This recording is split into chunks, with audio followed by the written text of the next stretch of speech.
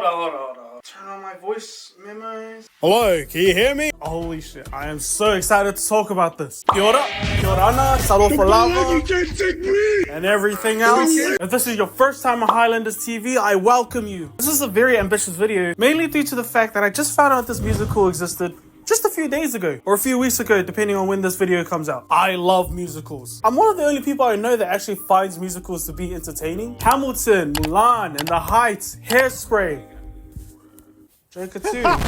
Those are just a few of the musicals that I love and contain songs that I still play to this day. Trust me, I've got the weirdest gym playlist. I know a lot of people that don't mess with the idea of there just being a normal conversation happening and then all of a sudden a random person will just break out into song. Me personally, I love that kind of shit. It keeps things fresh and new and exciting, but also providing the viewer with a few bangers along the way. That being said, I am flabbergasted that it took me this long to find this music in particular. I remember reading about Greek mythology back in year 5 and just being enthralled and captivated in the world of Greek mythology. Various stories, the different gods and goddesses. Which is funny because my first impression of Epic wasn't all that positive. I did the ultimate sin and judged it right from the cover. I thought to myself, wow, this looks shit. I listened to one song and think to myself, wow, I'm a little bitch. I didn't connect the dots straight away and noticed that this musical is actually connected to the story of Odysseus, Homer's Odyssey, in musical form. F***ing genius. A musical about the man who helped destroy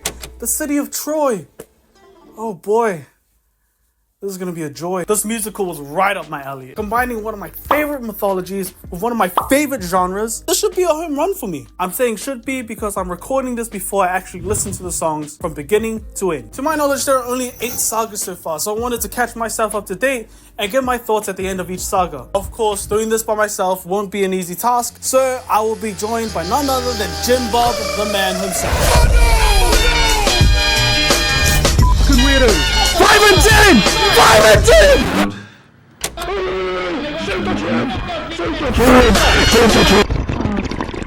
I'm here to stay. Same.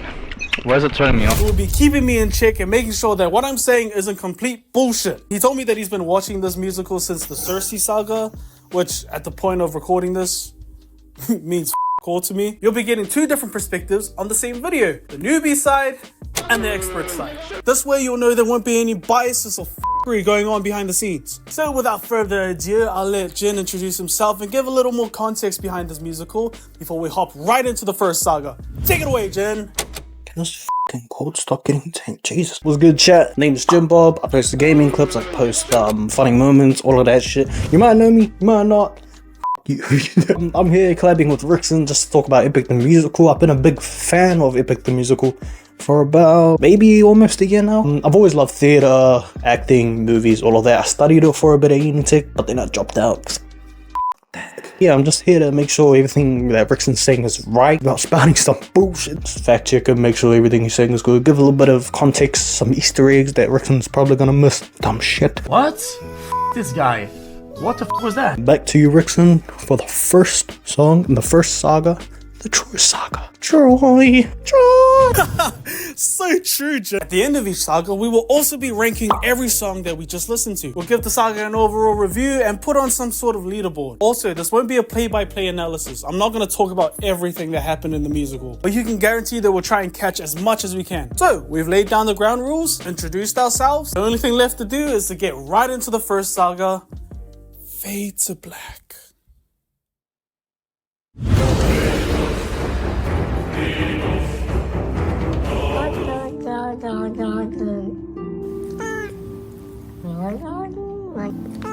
The Horse and the Infant. What a start to an otherwise epic tale so far. Everything is working and firing on all cylinders. It's crazy how much I actually care about a band of characters. Those first 2 songs alone perfectly establishes Odysseus' character. He's a leader seasoned in war that cares for his men, a ruthless soldier that has his limits. The first song, The Horse and the Infant, is not only a great introduction to our character, but also to the story in general. We see that their mission is just a means to an end to Odysseus, as long as he gets to go home to his wife Penelope and his son, whose name I can't remember. Odysseus is faced with the moral dilemma of killing an infant. That's the cutest fucking thing I've ever seen in my entire life. One thing I forgot to mention were the animatics that people have made for these songs, which give a bit more context to each scene and how it's supposed to play out. If any of you were to watch Epic, and I highly suggest you do, this is the way to watch it. For me, the Infant and the Horse is the perfect way to start the epic story. What's important for me in the entirety of the song is probably the little duet that Zeus and Odysseus have, and the revelation that Odysseus has when he realizes what he must do to win against the city of Troy and to save his hometown of Ithaca, to save his family and everything that he holds dear to him. Luke Holt, the voice of Zeus, fucking hell, Luke Holt. If you ever see this video, Luke Holt, you are my goat. Does an amazing job as Zeus. Asserts his role as the king of the gods by telling Odysseus that killing this damn baby, by killing this damn baby, you know, it's sort of just the will of the gods.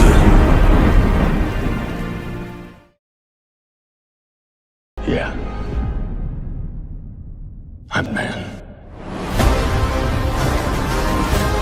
Just the man. I absolutely love this song. It gave me huge Dear Theodosia vibes from Hamilton. They're both songs which feature the main character singing to an infant, and they're both slow and melancholic songs. Except in this song, it ramps up near the end, and it is implied that Odysseus kills the baby. Well, not implied, I mean, no, I actually learned about this in year 5. I knew that the baby was going to die. I forgot the name of the infant. I think it was like asphyxiation or something. The animatic by WolfyTheWitch is definitely the best one to watch, in my opinion at least. It nails the dilemma that Odysseus goes through while contemplating killing the infant. A neat little detail I liked was Andromache looking back in horror as her son was dangled from the balcony. That was f***ing sick, and not in the good way. It's just a great, well-rounded song overall. However, those are the only things I knew about Odysseus' story. He destroys the city of Troy and kills Prince Hector's son. Everything else from here, completely new territory. So I'm f***ing excited. If this is how strong the musical starts, I am excited to see what's in store for us. Just the Man is probably one of my favorite songs as well. This is one of the few times we truly see Odysseus sort of have this internal conflict with himself. He doesn't know what to do. In the Infant and the Horse, we see Odysseus sort of be this like strong figure, strong leader. But then in Just the Man, like, bro is just, he just looks like a little bitch. Honestly, you can't blame him. I mean, he has to kill a kid, and especially with him sort of reminiscing on all the time he spent with his own son, Telemachus, as well as all the time he missed with Telemachus, you can kind of see why he's all heartbroken about it. I mean, it's a kid at the end of the day. I think that's what makes the song so powerful, having to see this sort of internal struggle, internal warfare between what he must do and what he wants to do. Yeah, song's beautifully written. Every animatic I've seen of it perfectly encapsulates the sort of feeling of struggle that Odie has, and overall the song's just, well, fuck, I only have 5 fingers, but 10 out of 10. I am the Flash.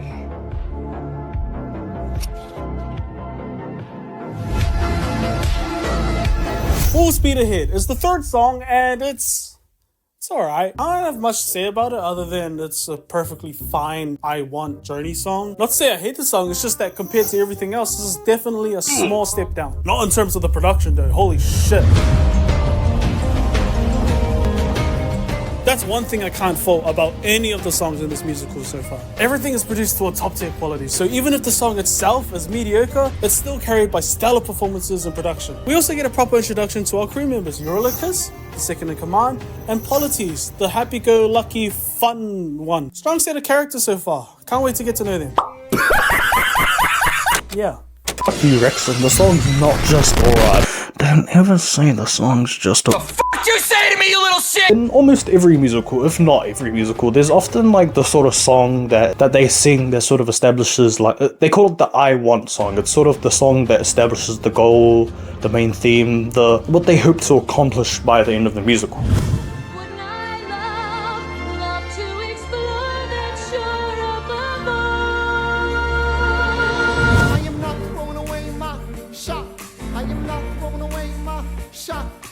Oh, I just can't wait to be king.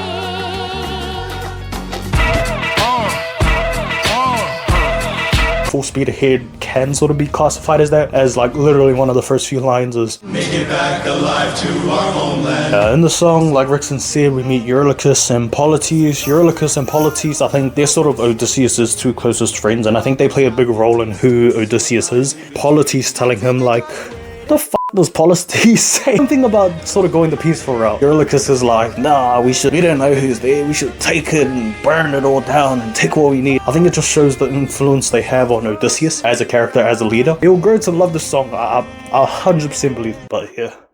Full Speed Ahead, great song. Hey, stop! Look at me. Noah, look at me. Open Arms. The song was gay as fuck. Lol. JK. I like this song. It's a great feel-good song that makes you like Politis as a character. You get to actually see the world through his eyes and the amount of trust he puts in the environment around him. A little too trusting at times though. I completely get both sides. Odysseus' reluctance towards everything he comes across, and Politis' wonder and openness during their time on the island. He's just such a likable character with a lot of charm. Just like the song. This might be a shit suggestion, but I think this musical could benefit from some character development through actual conversations. Or maybe just a few more songs in each saga instead of the usual 4 or 5. I don't know, maybe it's just a me thing. I think these sagas could use some, I don't know, interludes, or how albums sometimes have skits in between their songs. Do that in here, but instead just have them be meaningful conversations that flesh out our characters. That doesn't take away any of the enjoyment that I've had so far with this musical though. Anyways, their hook is going to be engraved into my brain for years to come. You can relax, my friend. I don't like Open Arms. Over time, I've come to enjoy it, but for me, it's boring and almost insulting to Odysseus and everything he's had to do up until now. We don't see much of the war, but obviously Odysseus has just come out of a war. He's just killed a baby, done all of this, all of that, and now Politis is like, oh, be kind, have a good heart. It's like, I think that is what makes it a compelling song though for some, is that like everything we've seen up till now has been Odysseus being a very ruthless person and doing what he must. Now for his best friend to tell him like to greet the world with open arms, I think the complexity it brings to Odysseus' character as he contemplates it, that might be what people love about the song. Oh my god, the Winions! The Winions are absolutely amazing. I think this is the first time we get to see them. The Winions are the little dudes that show up and sing. They're amazing. We're gonna see them a few more times after this, but if you don't love the Winions, I can't believe Rickson didn't mention them. What the fuck? How? Hold on, bro. How? My disappointment is immeasurable. And my day is ruined. Warrior of the Mind. I f***ing love this song. Holy shit. Again, amazing storytelling. I love how each song just flows seamlessly to the next and isn't hard to follow at all. Open Arms ends with Politis being all positive and shit. And this song starts with Athena talking down on that sort of mindset. It's a nice and quick way of showing Odysseus' backstory and also introducing Athena, the goddess of wisdom. This is also a very catchy song, which is weird because right now, gun to my head, I can't recite a single lyric. It's very hum-worthy though, that whole...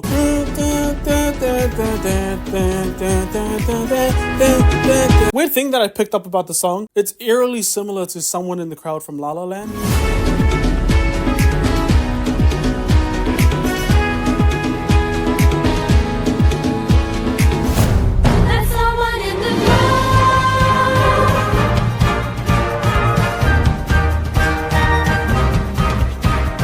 I can't be the only one that hears it.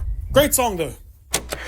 I'm gonna say this nice and clearly. Warrior of the Mind is the best song.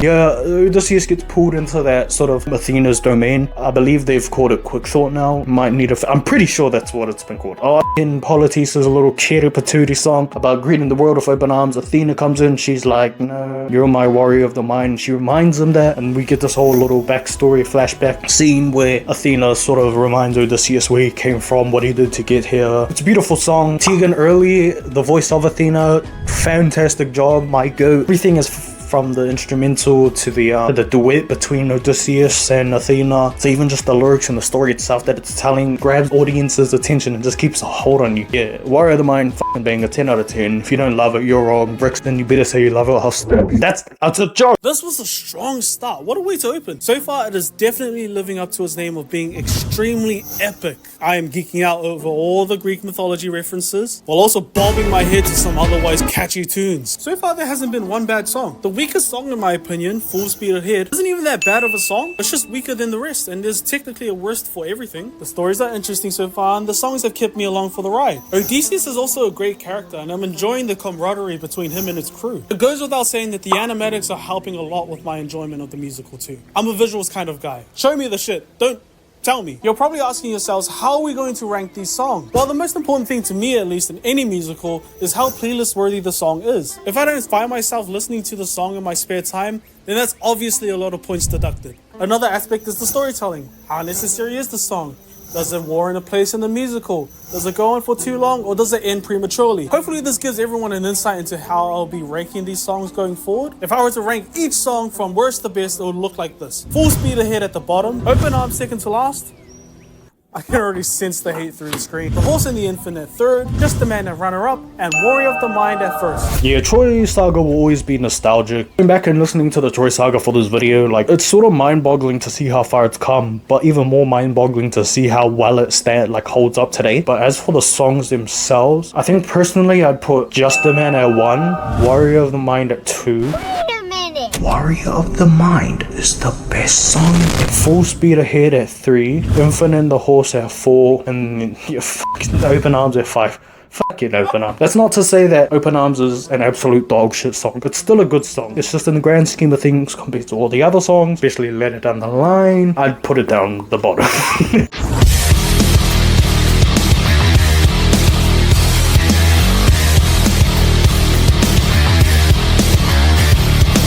Okay, sorry, so this is a bit awkward, but I forgot to record my segment of the first song in the Cyclops saga, so you're gonna have to be dealing with me faceless for now. So instead of showing my face, I'm gonna use a random image of the internet. Just the first thing that pops up when I type in the word random, that's what I'm gonna use.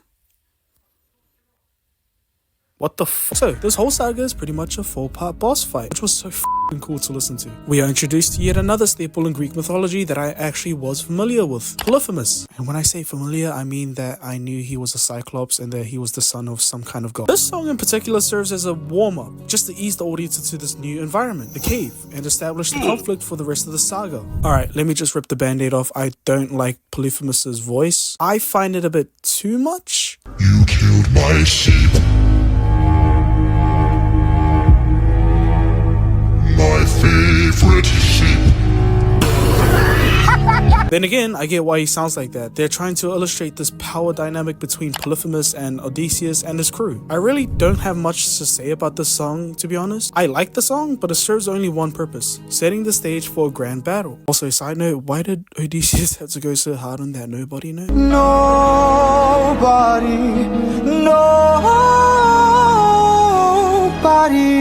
Personally, the sort of devilish, demonic sort of voice that Polyphemus has, I don't mind it. It definitely makes you feel a bit... like a bit weird, but I think that's sort of what they were going for, in that they wanted to sound all distorted and inhumane. Because of this like sort of demonic voice, I think it sort of shows the power dynamic that Rickson spoke about earlier between Odysseus' crew and Polyphemus perfectly. Unless Odysseus is able to somehow convince him, they're f***ed. I also love the instrumental as well, how it goes from this sort of eerie sort of tone right into a halting screech and then just... Watch out! Like imitating the sound of Polyphemus's footsteps is fucking genius with the electronic sort of buzzing. What you saying? What you saying, huh? Yeah, that's what I'm talking about. Jeez.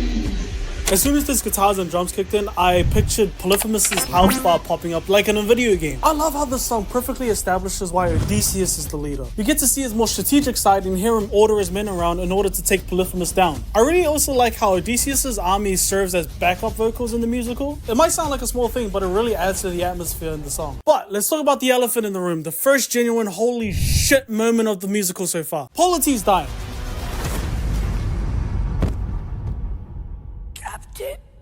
Enough. He's got a club. He's got a club! Now, I have a few things to say about this. First of all, I love how it's depicted. As soon as he's hit with the club, shit goes dead silent. There's also a neat little detail that I found out while looking at the comments. Apparently you can actually hear Polites' glasses being crushed under the second hit of the club. That's a dark little detail. This being followed by the rest of the men calling out to Odysseus in a confused panic as they all smash the bits by Polyphemus was honestly genius in both storytelling and in a musical sense. And I can't lie, that first time I watched it and witnessing Polites die, it did leave an impact on me. But I can't be the only one that didn't really care about Polites as a character. We only got to spend like what?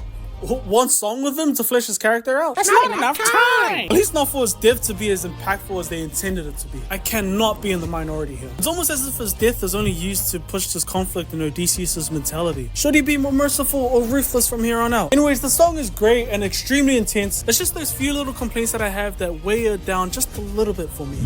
To me, Survive sort of serves as the turning point in Epic. Up until now, it's been a very hopeful, like, oh shit, this crew, they won the war, they're gonna go have a munch, they're like surviving, oh the Winians are so cute. And then once Survive hits, it's a completely different tone. As soon as Polites dies and Odysseus sees this, the way he just freezes, it's heartbreaking. Like, I don't know how else to put it, like, it's sad. I think seeing how Odysseus handles Polites' death sort of bridges that gap between the emotions where you don't really feel anything, but then you see Odysseus as broken about it as he is. It sort of makes you feel a bit more. Great song. Everything before that was just amazing. The crew's vocals, Jorge's vocals, and the I can't do that. But you know, I don't know how you did that. Jorge, you're the GOAT. Yeah, amazing song again. Great battle song. I think I covered all bases. I don't know. Survive's just cool. It's time to play the game.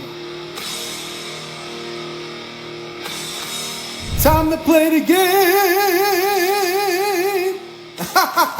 Remember them. So far, the saga seems to keep getting better with each song. We are now what most would call the boss's final phase. Bro, these guitars in the background remind me of something out of Doom, which is something I wasn't expecting to be reminded of in a fucking musical. I love the fact that even in the midst of all the chaos, Odysseus, for the most part, is keeping a level mind. He reveals that the wine that he gave Polyphemus was actually laced with lotus. A neat callback and a great way of showing how Odysseus was ahead of the curve the entire time. I love how it starts with Odysseus telling the crew not to let everyone die in vain, to everyone else slowly joining in throughout the rest of the song. I don't know if I mentioned this before, but the songs themselves really do a good job of just creating images in your head without even having to watch an animatic or anything, which is the mark of a great musical. The callback to Odysseus singing Nobody in the first song to now Polyphemus singing it was actually genius writing. Kinda broke my heart how Polyphemus said, "Don't go." Overall, this song was amazing, just like the last one, but better. When I first saw the title of Remember Them, I sat there like, oh, it's gonna be like Just a Man. Like, he's gonna sit there and remember them. Like, it's gonna be a sad song. And so when I heard the sort of guitars coming and Odie coming with the "we must move quickly," that caught me off guard. And then for him to scream the "remember them" and for it to be this sort of angry song where you can just feel the pain and anguish, like just in his vocal, you can feel it and you can see it in his eyes. Like, it's quite amazing how Jorge's able to like capture these feelings and emotions in just his voice. If you were to listen to just the song, you could hear the anger in his words. Once Eurylochus snaps Odysseus out of it, he's able to come to a sense of his former plan as this great as the great strategic mind that he is. When the other Cyclops come in to check on Polyphemus and it's just eyeball. That shit my pants ain't not gonna. The tension they built with that was amazing. Yeah, the final part of the song when Odysseus somehow manages to fucking dox himself in 1500 BC. He announces himself as the king of Ithaca. His darkest moment, whatever the fuck he says. I don't know, very stupid idea. Definitely not gonna come back to haunt them. I'm ignoring you. I said I'm ignoring you. Stop ignoring me! Ignoring you! My goodbye. Yeah, I'm starting to think that any song featuring Athena is automatically the best in the saga. I freaking love this song, man. It's so dramatic in the best way. We see Odysseus butt heads with Athena, fresh off the loss of losing some of his men, including his best friend. So you understand where he's coming from. He doesn't want to inflict any pain on anyone unless absolutely necessary, which is why he spared Polyphemus. I also get where Athena is coming from as well. She has one job and one job only, to craft the best soldiers possible. She's been Odysseus' mentor through thick and thin, so I empathize with her frustration. And she actually does have a point to an extent. He's only gotten so far because of his ruthlessness and unwillingness to spare. I can see why she can be angry at the fact that just because a few men died, that Odysseus would all of a sudden turn soft. It completely goes against everything she's taught him. Also, the voice actress for Athena has undoubtedly the best voice in the musical by far. Holy shit! I can hear every single emotion she's trying to convey in her singing. I can tell that the thought of this being the moment that they part ways is painful for her. She obviously has a lot of love for Odysseus, and this isn't what she ultimately wants. I interpreted those last couple of lines from Athena as a way of her trying to see if Odysseus would even care if she left. She screams goodbye louder with every sentence, almost as if she was trying to get his attention, but was ignored every time. Consider this as my goodbye. This is my goodbye.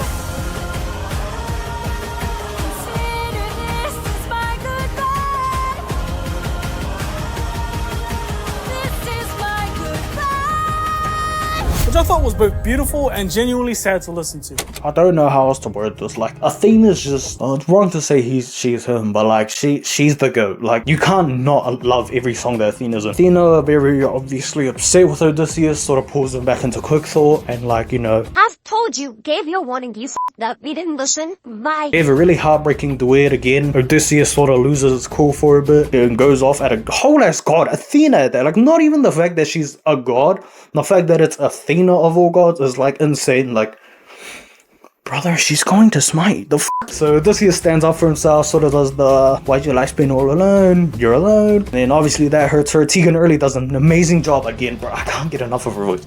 She does an amazing job of sort of showing one day. Like, it's fucking heartbreaking, bro. It is. It's so sad. And then finally ending it off with the Just a Man reprise. Genius. Like, Jorge could not have written this any better. It was so good, it broke my mind.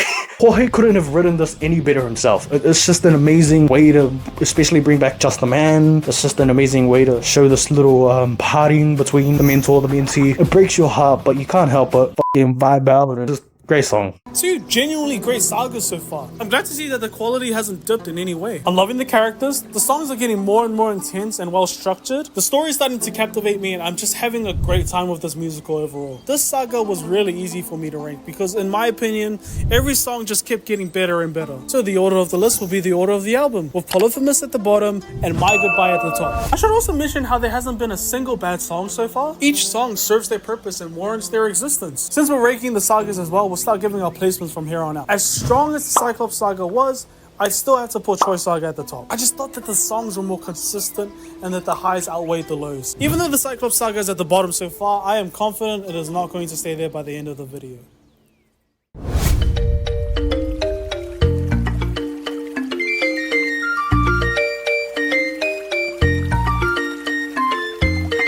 Ocean Saga, Storm!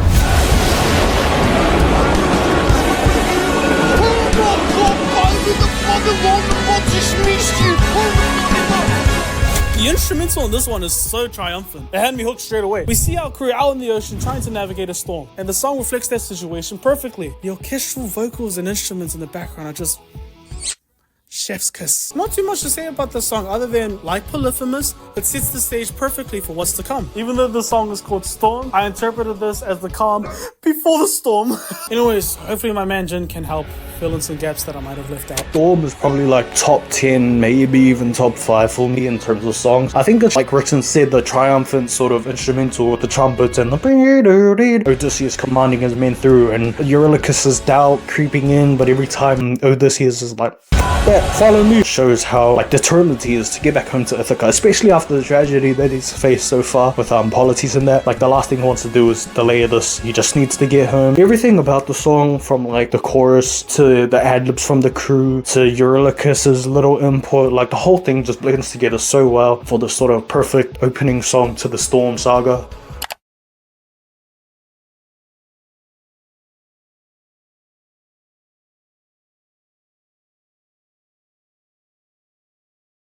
Opening song to the Storm saga.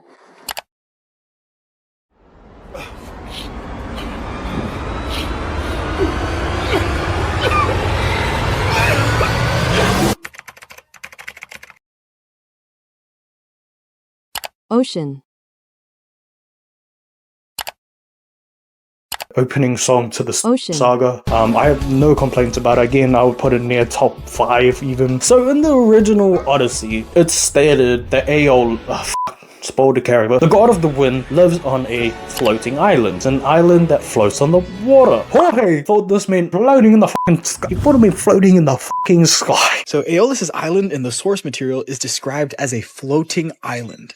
And for the longest time, I thought that that meant like an island that was like floating, like in the air. And so in Epic, the island in the sky, it's depicted as literally a floating island. Jorge's made it very clear he misinterpreted it, but honestly, I think I like it better that way, as it floating in the sky. It's kind of cool. So that's the sort of explanation behind that for anyone that might have read the Odyssey and hasn't seen Epic and is like, what the f is, why is it in the sky? That's why. Regardless, Storm is an amazing opener for the Storm saga.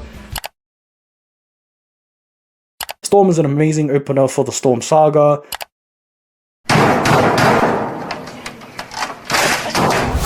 Hey, Wait. Put the music down. Push the music down. Everything all good? No, it's not all good. What the is this music? It's just music, man. What kind of music are you playing? Wait, it's good music, man. It's just music. Yeah, I know it's just a music. It's not serious, Yeah, man. it is serious.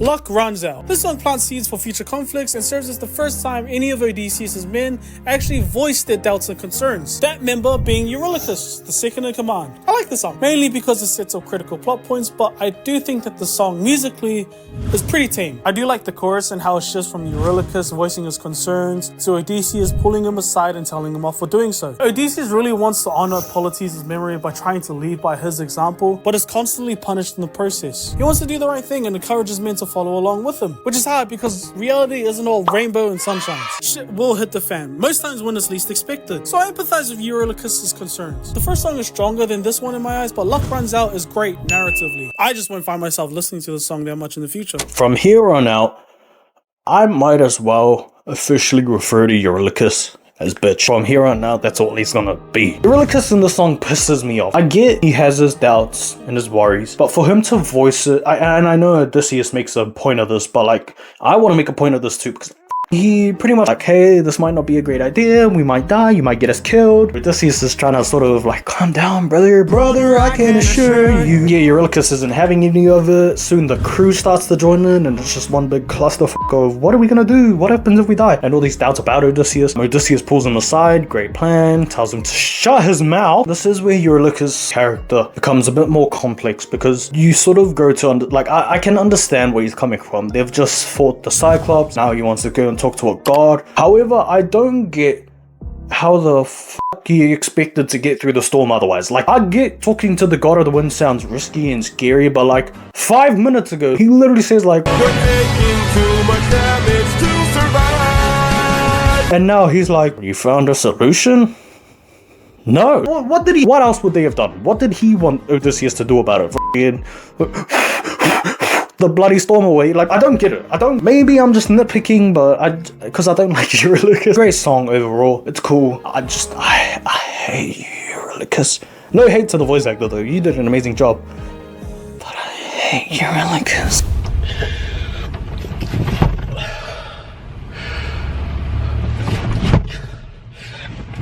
Keep your friends close. When this song started, I was not feeling it at all. I hated the chorus, I didn't like the instrumental, and I just thought that it was an overall weak song. It honestly started to get on my nerves, the whole keep your friends close and your enemies closer. That line in the chorus was grating to listen to. At least, that's what I was thinking for the first 2 minutes. The chorus actually starts to take on an entirely different meaning every time it is brought up again. It was enough to actually make me take a 180 on the whole song and actually appreciate what it was about. This is what I meant when Luck Runs Out planted seeds for future conflicts. Granted, I didn't know it was going to come into play this soon. I understand now that this song exists to show how much trust the crew has lost in Odysseus and what that ultimately leads to in the end. I legit got pissed off when they opened the windbag. I wanted to grab my laptop and throw it across the room. It's crazy how I went from hating the song to actually appreciating it by the end. It isn't anything groundbreaking, but it is worth listening to all the way through. Kinda shocked to say this, but I'm positive this will be near the top of the list by the end.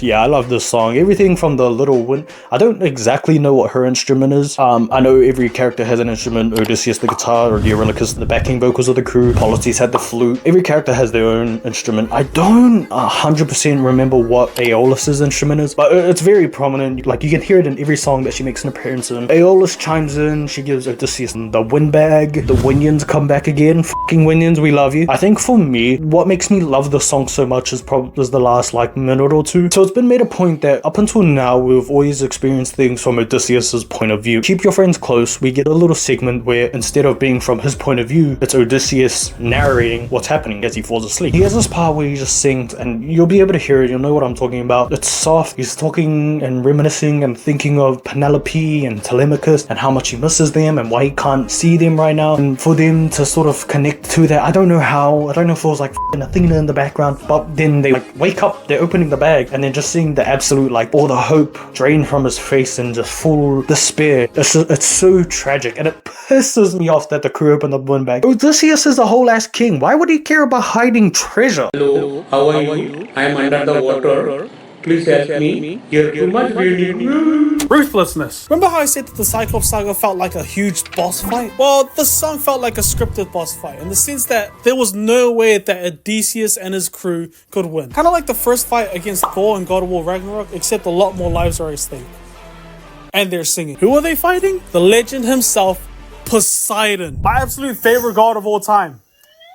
Apart from my Lord and Savior, of course. This is what the entire saga has been building to. Even though the saga has been pretty weak compared to the previous two, this song more than makes up for that. Polyphemus from the Cyclops saga was actually Poseidon's son. I know, right? Striking resemblance. He's got his eye. It showcases how sparing Polyphemus actually led Poseidon to Odysseus' location, meaning that Polites was full of shit. That's right, I'm blaming this on you, Polites, you forward. Okay, I'm joking just a little bit, but I do think that Odysseus being merciful towards Polyphemus was Polites' doing, which didn't help Odysseus or his crew in this song now, did it? You feel Poseidon's presence and how powerless they are against them. You can tell that this is an unwinnable battle, which makes the death of over 500 of Odysseus' men all the more devastating. I'd also like to acknowledge Poseidon's voice actor because holy shit does he do a good job. I'm left without a choice and without a doubt.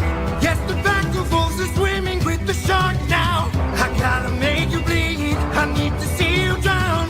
But before you go, I need to make you learn how ruthlessness is mercy upon ourselves. Ruthlessness is mercy upon ourselves. Ruthlessness is mercy upon ourselves. He's got just the right amount of cockiness and gravel behind every word, and it's entertaining to listen to. I really love this song, and it made the very few shortcomings before this all worth it. I can't praise this song enough. It's a great song and a worthy addition to the narrative. Not gonna lie, gouging out the eyes of some kid and then doxing yourself to said kid, and then that kid being literally the god of one of the big f***ing three, you gotta be it's real that Polyphemus is Poseidon's son. I don't know what else to say, man. He kills everyone, every other ship in the fleet dead, picks them up, smashes them, breaks them apart, kills them all. It's sad. He asked Odysseus for an apology. Like, I don't think it would have changed anything because he gave the line. The line between naivety and hopefulness is almost invisible. An apology wouldn't have meant anything, but the fact that he didn't actually apologize, like he never actually said sorry. He sort of just said like, we had to, we wanted to escape, and then Poseidon's like, oh. He's him, bro. Steven Rodriguez, your voice says Poseidon as well. I don't know how Jorge managed to do it, but every person he casted was such a huge success, and I think that goes to show the genius that he is. But yeah, Steven Rodriguez does an amazing job voicing Poseidon. But low-key, I hate that. All I gotta do is just open this bag. That's Ocean Saga. Like, this is tragic, man. Although the saga had extreme highs, it did fall into mediocrity at moments. I wouldn't find myself listening to Luck Runs Out or Keep Your Friends Close that much, if not at all in the future. But Storm and Ruthlessness more than make up for that, to the point where it actually boosts the saga to being extremely good. Do I think that it's as strong as the first two sagas? Sadly, no. But that doesn't mean it's bad. I think that just speaks volumes to how good those first two sagas are. More than anything. Putting these songs into our ranking system, I would put Luck Runs Out at last, Keep Your Friends Close at third, Storm at second, and Ruthlessness all the way at the top, and it isn't even close. As it stands now, Ocean Saga is at the bottom, followed by the Cyclops Saga, and the Troy Saga still at top, baby!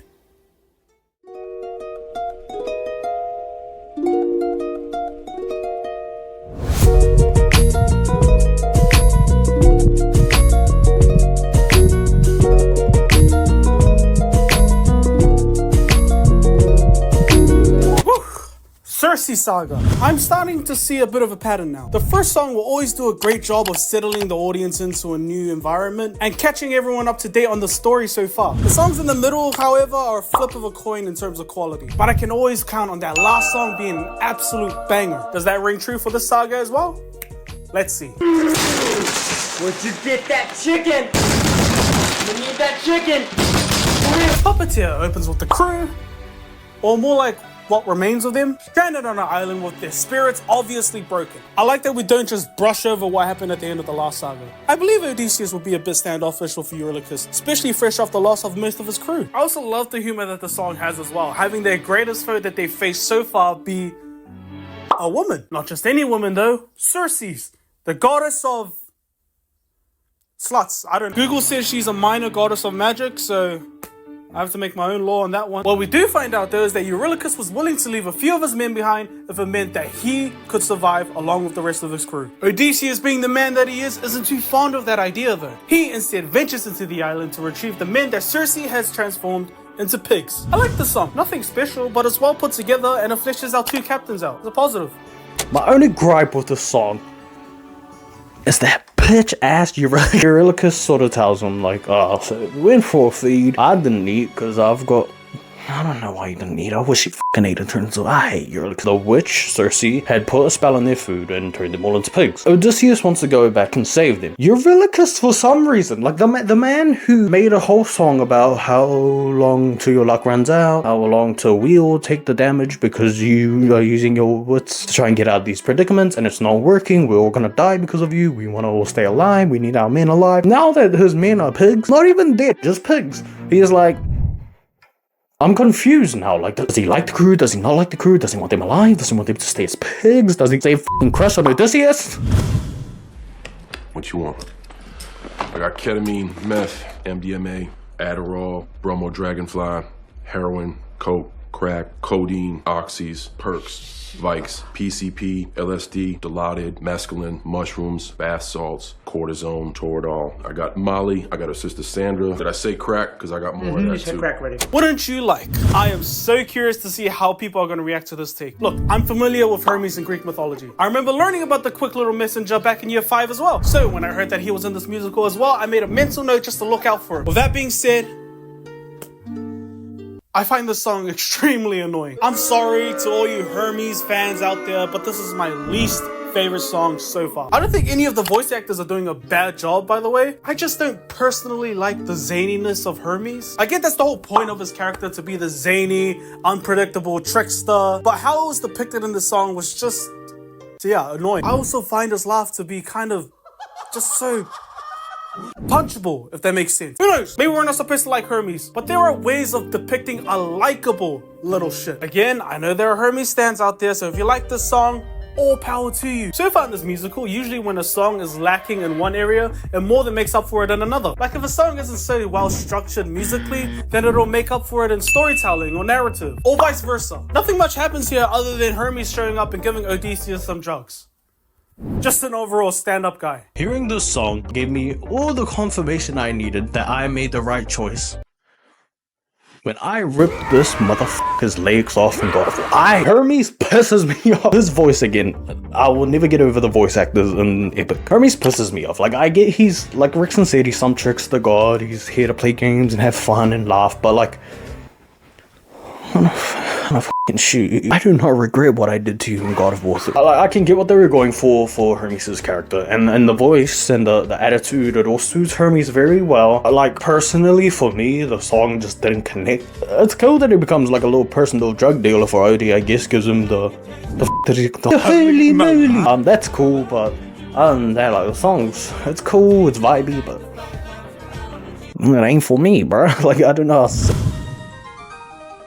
Oh no, you beat me in a Pokemon battle?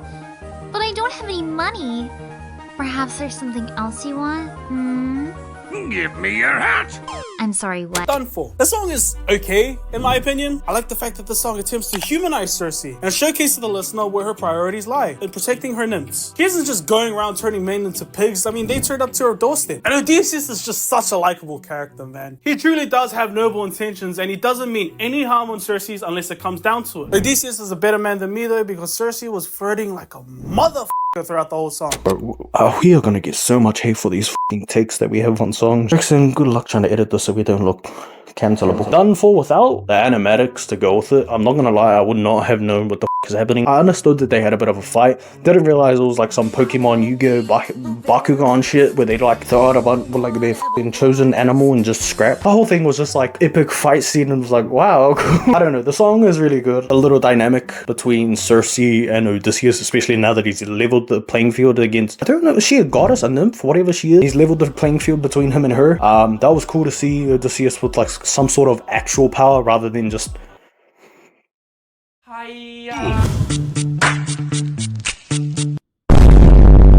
There are other ways. All you people who made animatics to this song are freaks. Holy shit. I'm not complaining. I love this song, not for obvious reasons, but because it progresses the story in a natural way. Circe realizes that she can't beat Odysseus in a physical fight, so she's gonna try and whore it up a bit in hopes that Odysseus drops his guard. My man, Odysseus ain't that easy to sway. This song makes me love both Odysseus and Circe as characters. After envisioning Penelope waiting for him to come home, he snaps out of her persuasion, which is shown in such a smart way. Right after Circe's verse is done, you hear Penelope's motif in the background, just Penelope, Penelope. Oh, it's such a smart, it's genius. It's fucking genius. They didn't have to say a single word. I knew exactly what happened in that moment. I've grown so accustomed to the grand battle at the end of every saga that when this song came on, I expected the exact same thing. And I'm actually a fan of this change of pace. It's good to see one of the goddesses they bumped into along their journey actually has a good heart. After hearing about Odysseus' wife, she drops the act and decides to aid him along his journey, which I actually prefer over a huge battle. Oh my god, yeah, the song was great. The tone that it takes, especially after that big fight. Honestly, I don't know how Odysseus managed to fight that back. What I like the most about the song is the lines that come from Odysseus when he reprises Just a Man. It's cool because it shows the line Just a Man, forgive me, in a different context. Again, saying that one is just a man can mean a lot of things. In the context of just a man, he's just a man. What can he do? He doesn't want to be a monster. He's just a man. In this song, he's giving into his, I don't know, his male inhibitions, his male desire, and he sort of is almost persuaded. You know, this is just an amazing way to reprise Just a Man. Manages to come to his senses and put on full display his love for Penelope, and that back at home, his wife is waiting for him and he needs to get back, which I think is an amazing way of showing the audience just the type of man Odysseus is, which gives Circe all the confirmation she needs that he's not like any other man, allowing her to help him. She turns all the men back into humans. She kills the fucking song with that high note and she keeps higher. A perfect way to end this off and sort of bridge into the next saga, which is definitely gonna break hearts, the Underworld saga. Good luck.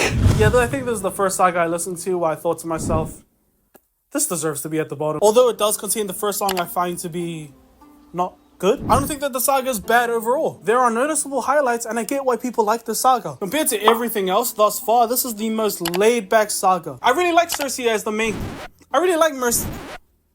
I really like Circe as the main conflict of saga, and I like the mini arcs that our characters go through. I just wish that we had gotten stronger songs. Like, there isn't a song in here that I'll listen to in my spare time. However, there is some genuine quality shit in here, and if this is the weakest their epic is gonna be, I'm excited to see what their strongest saga looks like. If it isn't obvious by now, this saga ranks below all the rest. Plugging this song into the moist meter, I will give Wouldn't You Like a Bone Dry, Done For slightly moist, Puppeteer fairly wet, and there are other ways are soaked. I hope this makes sense.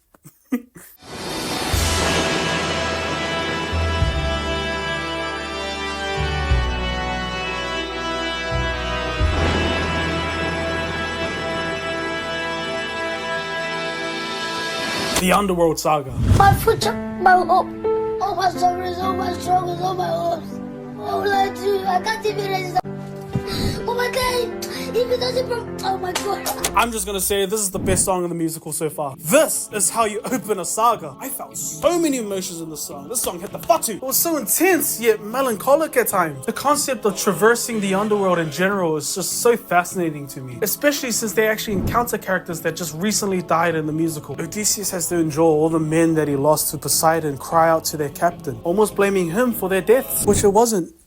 Because you guys didn't keep the f***ing bag closed, did you? This is also the first time I actually felt the absence of Polites' presence. The way he chimes in with his open arms motif as a wandering spirit genuinely made me sad. And I don't even like open arms that much. But the real tearjerker of this song is when Odysseus' mom chimes in out of nowhere. When I first heard her voice, I thought that it was Penelope that had died. The fact that it's his mom in the underworld, and this is the way that he has to find out that she passed away, is honestly the most heartbreaking thing I've ever witnessed in any musical ever. Those 50 or so seconds that Odysseus has a duet with her mom in the underworld is legit narrative and musical perfection. I wouldn't change a single thing about it. And the animatics that people have made for this song are so sad. You guys are sick in the head. Like, there are ones where they show Odysseus grow up with his mom and showing her waiting on the beach for her son to come home. Fuck anyone who made animatics like that. Waiting, Odysseus, when you come home, I'll be waiting. Even if you're the last thing I see, I'll be waiting. I'm waiting. Can't you see?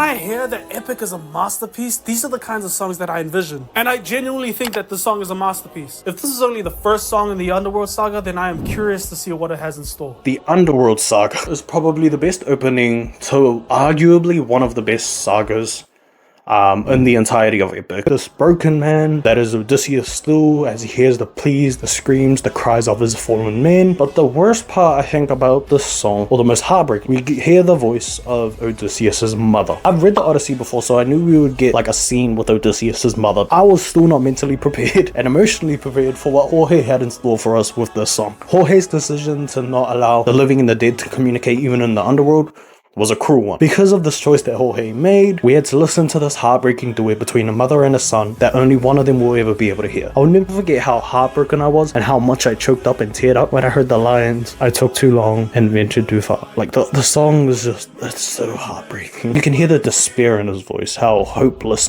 he feels now. It's an amazing choice of direction, like story direction that Jorge's taken with this, and it's just, I have no complaints about this song, honestly. From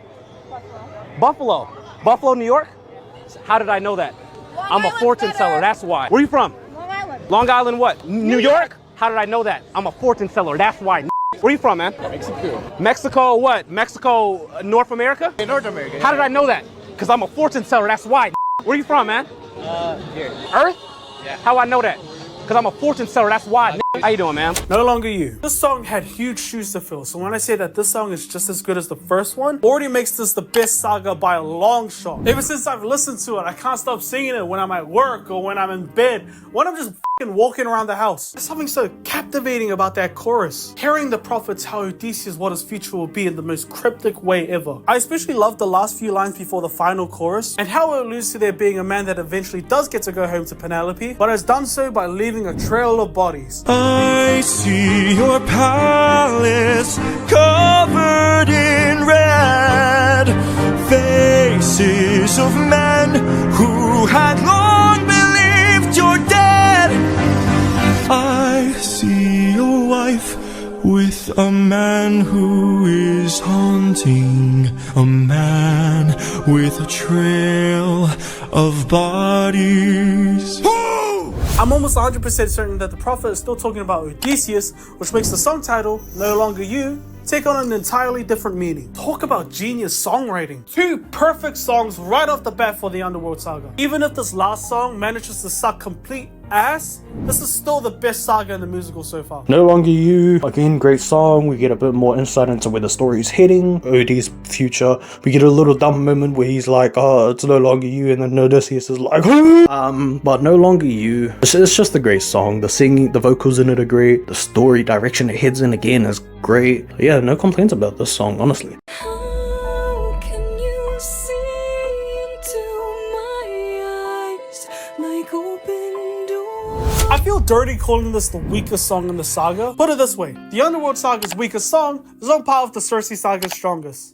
Maybe a little better. If the Cyclops saga served as changing Odysseus into a merciful soldier, then this song undoes all of that. And honestly, man, he's been through enough. He's seen his best friend die, witnessed most of his crew capsize and drown by Poseidon's hand, find out his mom died in the most casual yet traumatizing way ever, and he still hasn't seen his wife and kid in almost 20 years. Who wouldn't turn into a monster at that point? I love this song for how it serves the overall narrative more than an actual song. If this was in any other saga, it would be near the top, but it's accompanied by some of the strongest songs in Epic so far, so I gotta give it a little tough love. Nothing more to say other than I respect the hell out of this song, and it was a great way to cap off an otherwise phenomenal saga. In the song, Odysseus contemplates all the decisions he's made up till now, whether he's made the right ones, whether he's made the wrong ones. Again, it's so hard to see this man who's so sure of himself usually doubt everything that he's done up until now. Just the callbacks to when the Cyclops is struck with guilt, when the witch turns my men to nymphs, when the god comes down and makes the fleet drown. It's just every callback that he makes to everything that we've seen up until now is just, it's such a good way to sort of tie up the story, because this is the end of Act 1. Such a good way to tie up the story as well as add to the story, if that makes sense. The song itself was amazing. The story itself was even better. I have no complaints about this song or the Underworld saga. It's just, it's an amazing saga, and it's such a good way to end off Act 1.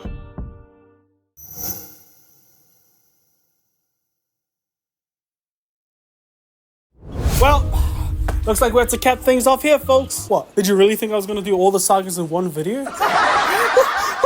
An idiot. You're the idiot, not me. I'm trying to milk this musical for as many views as I can, idiot. Tell you what, let's get this video X amount of views, X amount of likes, and we'll release part 2. Nah, but in all seriousness though, I am glad that Jen has shown me this musical. It's given me something to latch onto and another fandom to interact with. Granted, I did come in a bit late, but from what I've seen, this fandom is extremely welcoming. I've got nothing but great things to say about what I've seen so far. I love everything about this musical, even with its shortcomings. And the creator, Jorge Rivera-Herrans, I hope that I pronounced that right, seems like the most humble and genuine person ever. He interacts with his fan base like family and always finds time to show how grateful he is for everything. I also love the fact that he's using social media platforms like TikTok for good, putting out videos for people so that viewers and fans can have a chance to audition and participate in the musical itself. He even found his missus through the making of the Circe saga, which, after finding that out, Circe, the goddess of sluts. I was talking about Circe, Jorge, not your wife, so yeah. Yeah, that's the end of Act 1, an amazing one. The second act is only gonna get better, so please stick around for the second video that we're gonna make on this, because I promise you, second act is gonna blow everyone's minds. But yeah, that's me. I'll hand it back to Rickson so he can do this outro, and I'll see you in the next video if you manage to convince Rickson to let me come on for the second. Yeah, peace. Anyways, that has been me and Jim Bob signing out for now. Be sure to watch some of my content on Highlanders TV. I've got a mad series that I made on Rugby League. It's a 10-part episode series, so if you're into sports, definitely check that out. And if you're into gaming, don't only check my gaming content out, but also check out Jim Bob's gaming. That's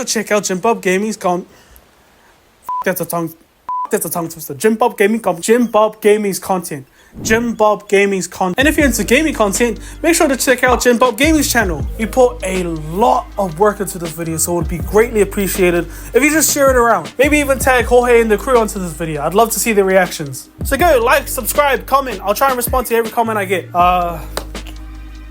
Yeah, bye.